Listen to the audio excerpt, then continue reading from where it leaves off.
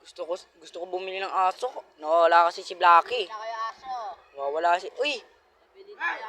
May nagbebenta dito ng aso. Wala kayo aso. Grabing tahol yan. Pwede na to sa tahulan ko. Uy, nangangagat. Grabe siya. Ampasin ko to. Ampasin ko yan. Bagya. Magkano po ba yan, boss? Ano lang. Magkano ba benta dito? Nakalimutan ko sa boss. Sabi ng boss ko. 4 pala. 4 ya. 4. 4 yan. Mukha pa lang yan. Talo na.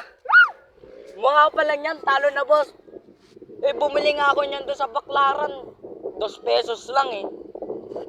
Paano pa kaya pag binili ko yan? Ng piso. Ha? Pahig ba kayo, boss? Piso? Oo, boss. Baka mura na masobra. Paano naging mura? Mahal na nga yan. 1K yan, tol. Ano, boss? Mga 2. Pwede Baka birahin ko kayo dito, boss. Wag naman. Nagbebenta lang ako. Nagano lang ako nagbebenta dito. Magkano ba yan? Bilhin ko tong Black Ego nyo. Magkano ba to, boss? Tawad nga, oh. 1,000 na lang sa'yo. Di ba gusto mo ng tawad? Mahina yung tahol. Tapos gusto ko tong itim nyo.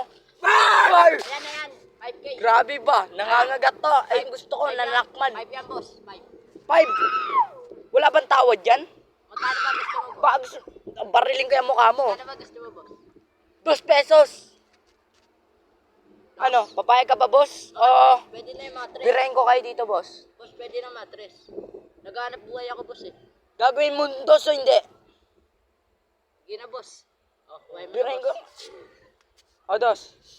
Salamat. Dito ka, doggy. Marunong ka bang tumawal ng malakas at jump, super jump? Boink. Grabe ng talon yan. Parang lilipad ka na eh.